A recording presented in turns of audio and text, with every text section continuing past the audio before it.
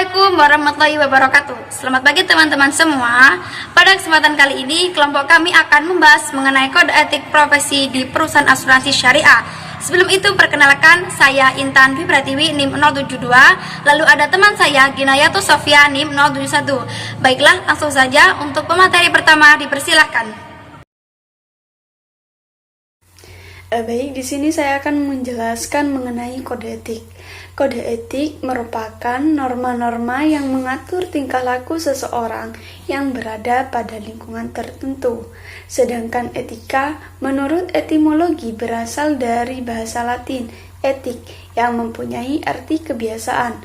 Kode etik ini dalam arti lain merupakan suatu istilah yang digunakan untuk menentukan batas-batas sifat, perangai, kehendak, pendapat, atau perbuatan yang secara layak dapat dikatakan benar, salah, baik, ataupun buruk. Kode etik ini juga dapat diartikan sebagai pola peraturan, tata cara, tanda, pedoman etis dalam melakukan suatu kegiatan atau pekerjaan. Kode etik ini merupakan pola aturan atau tata cara etis sebagai pedoman dalam berperilaku. Etis berarti sesuai dengan nilai-nilai dan norma yang dianut oleh sekelompok orang atau masyarakat tertentu. Selanjutnya, kode etik profesi. Menurut Hareva, profesi itu bukan hanya sekedar pekerjaan, tetapi suatu pekerjaan yang memerlukan keahlian dan tanggung jawab. Kata profesi berasal dari bahasa Latin, yaitu professus, yang bermakna sumpah atau janji yang bersifat keagamaan dan pengakuan. Kode etik profesi merupakan produk etika terapan yang dihasilkan berdasarkan penerapan pemikiran suatu profesi. Kode etik profesi ini dapat berubah dan diubah seiring dengan perkembangan ilmu pengetahuan dan teknologi. Kode etik profesi ini merupakan nilai profesi hakiki yang tidak dipaksakan dari luar.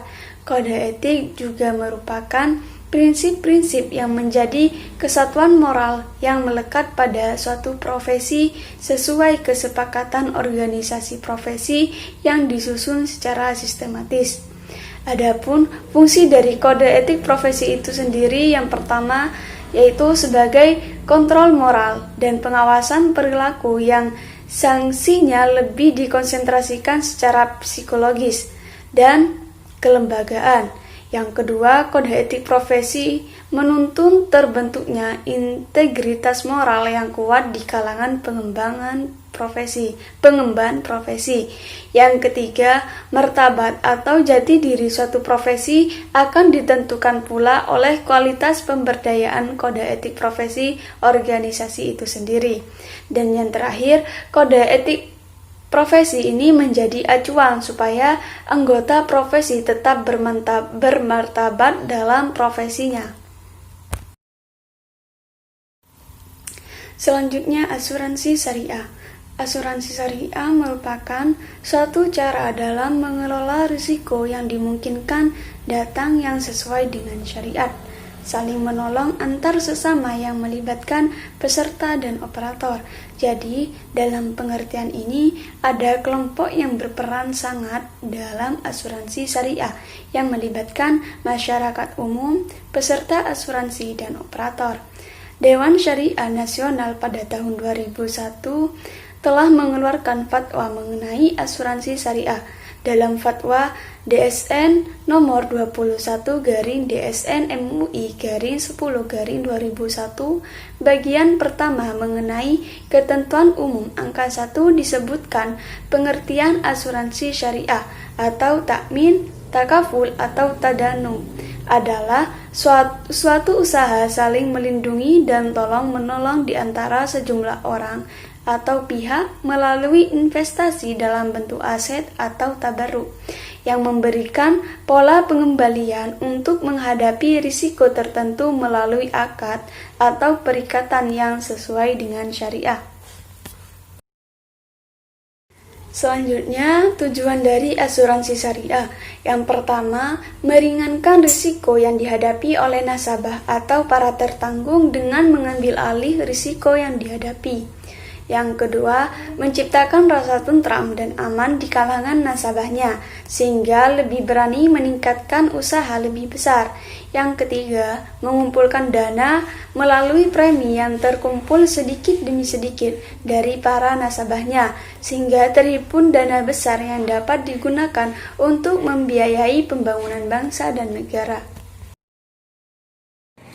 Baiklah, materi yang selanjutnya yaitu mengenai akad asuransi syariah. Terdapat dua akad dalam asuransi syariah. Yang pertama ada akad tabaruk dan yang kedua ada akad mudharabah. Yang pertama itu akad tabaruk. Nah, dengan akad tabaruk berarti peserta asuransi telah melakukan persetujuan dan perjanjian dengan perusahaan asuransi sebagai lembaga pengelola untuk menyerahkan pembayaran sejumlah dana atau premi ke perusahaan agar dikelola dan dimanfaatkan untuk membantu kerugian. Akad tabaruk ini mempunyai tujuan utama, yaitu terwujudnya kondisi saling tolong-menolong antara peserta asuransi untuk saling menanggung atau takaful bersama. Kemudian yang kedua ada akad mudharabah. Nah, akad mudharabah ini yaitu suatu bentuk akad yang didasarkan pada prinsip profit dan loss sharing atau berbagai atas untung dan rugi, di mana dana yang terkumpul dalam total rekening tabungan atau saving dapat diinvestasikan oleh perusahaan asuransi yang resiko investasinya ditanggung bersama antara perusahaan dan nasabah. Yang selanjutnya yaitu mengenai agen asuransi syariah. Agen asuransi merupakan frontline atau ujung tombak bagi perusahaan asuransi. Agen ini merupakan mitra bagi perusahaan, yang artinya mereka bukan pegawai tetap yang setiap bulan harus digaji oleh perusahaan. Pendapatan agen berdasarkan angka penjualan yang mereka peroleh setiap menarik nasabahnya. Makin banyak nasabah yang dia bawa ke perusahaan, maka akan besar pula komisi yang didapatkan oleh agen tersebut. Nah, peran agen sebagai perantara antara perusahaan dengan nasabahnya atau pemegang polis sangat penting. Hal ini dikarenakan agen seringkali mendapat komplain dari konsumen karena agen tidak menjalankan tugas dengan baik. Nah, agen asuransi ini kan memiliki peran yang sangat penting dalam menjalankan atau memasarkan asuransinya, karena agen merupakan roda dari lancarnya suatu perusahaan dalam mengenalkan produk-produk yang ada pada asuransi. Agen perusahaan asuransi ini diberi wewenang oleh perusahaan yang mengatasnamakan perusahaan asuransi. Dari seorang agen asuransi harus memiliki kapasitas legal dengan mengikuti ujian. Agen asuransi harus terdaftar di Asosiasi Asuransi Jiwa Indonesia atau AAJI. Untuk ujiannya itu dilakukan di perusahaan masing-masing asuransi. Mereka yang sudah terdaftar sebagai agen asuransi dapat menjalankan atau menjual produk asuransi syariah. Akan tetapi seiring berjalan dengannya waktu, bagi yang ingin memasarkan produk syariah harus terlebih dahulu memiliki sertifikat tenaga penjual syariah. Yang selanjutnya yaitu mengenai kode etik di perusahaan asuransi syariah. Terdapat kode etik yang harus sikap kita yang miliki. Yang pertama yaitu bertanggung jawab. Nah, bertanggung jawab ini yaitu seorang agen asuransi syariah bertanggung jawab bukan hanya semata-mata kepada klien atau pemegang polis, namun lebih bertanggung jawab lagi kepada Allah Subhanahu wa taala. Yang kedua yaitu sikap mandiri, sifat tidak bergantung pada orang lain, karena pada hakikatnya seseorang tidak selamanya bisa membantu kita, terkecuali dari kita yang harus berusaha sedapat mungkin untuk melakukannya. Nah, yang ketiga yaitu sikap kreatif. Sikap kreatif seorang penjual atau pemasar, dalam hal ini seorang agen akan sangat terbantu dalam perjalanan memasarkan suatu produk dengan memiliki sebuah kreativitas atau sifat kreatif. Yang keempat yaitu sikap selalu optimis dan tidak mudah putus asa. Suatu sikap yang melekat pada jiwa seseorang agen yaitu niat yang kuat disertai dengan keyakinan akan tercapainya suatu tujuan dengan syarat adanya komitmen dan kesungguhan dalam upaya pencapaian tujuan tersebut. Yang kelima, ada jujur dan dapat dipercaya.